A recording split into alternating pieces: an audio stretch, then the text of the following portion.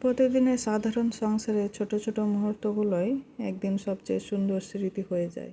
আমাদের সংসারের প্রতিদিন একই কাজ হলেও পরিবারের জন্য ভালোবাসা দিয়ে করলে ক্লান্তি অনেকটাই কমে যায়। আসসালামু আলাইকুম, কেমন আছেন? আলহামদুলিল্লাহ, আমি ভালো আছি। চলুন আজকের দিনটা আমার জীবনের গল্প এবং কাজ দিয়ে শুরু করা যাক। বিয়ের পর সবাই ভাবে প্রিয় মানুষটা তো এখন পাশেই থাকবে, কিন্তু আমাদের গল্পটা একটু অন্যরকম। আমরা একসাথে থাকার স্বপ্ন দেখি, কিন্তু বাস্তবতা আমাদের মাঝে একটা দূরত্ব তৈরি করে দিয়েছে। আর সেই দূরত্বের মাঝে সবচেয়ে আপন হয়ে গেছে একটা ফোন। এখন মনে হয় আমাদের জীবনে সবচেয়ে আপন হলো একটাই ফোন কল। সকালটা শুরু হয় ওকে মনে করে, আর রাতটা শেষ হয় ওর সাথে কথা বলার অপেক্ষায়।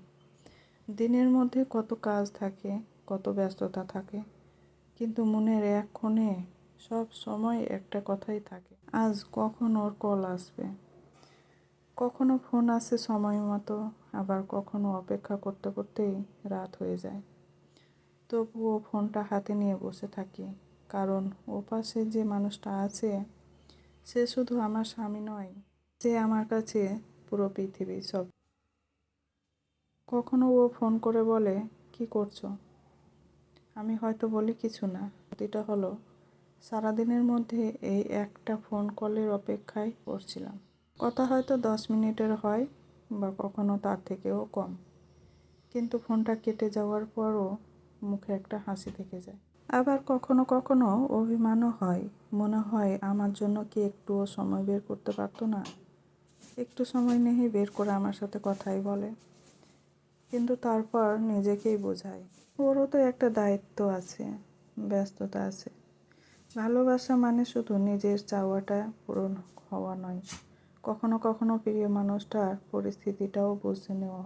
এই দূরত্ব আমাদের অনেক কিছু শিখেছে পাশে থাকা আর কাছে থাকা এক জিনিস নয়। কেউ পাশে থেকেও অনেক দূরে থাকতে পারে, আবার কেউ অনেক দূরে থেকেও হৃদয়ের সবচেয়ে কাছে থাকতে পারে। ও যখন বলে নিজের খেয়াল রেখো, যার ব্যস্ততার মাঝেও ও আমাকে মনে রেখেছে। যখন যখন বলি তুমিও সাবধানে থেকো, তখন হয়তো কথাটা খুব সাধারণ, কিন্তু ওই ছোট্ট কথার মধ্যেই লুকিয়ে থাকে আমাদের পুরো ভালোবাসা। আমি জানি না আমাদের জীবনে আর কতটা অপেক্ষা আছে, আর কত রাত ফোনের দিকে তাকিয়ে কাটাতে হবে, কতবার বিদায় বলতে হবে। এভাবেই আমাদের জীবন কাটছে, এই তো আমাদের জীবনের গল্প। আর যদি আপনিও প্রিয় মানুষটার জন্য অপেক্ষা করে থাকেন, তাহলে কমেন্টে একটা লাভ লিখতে আমাদের জন্য দোয়া করবেন। ভিডিওটি ভালো লাগলে একটি লাইক, কমেন্ট, শেয়ার করে পাশে থাকবেন।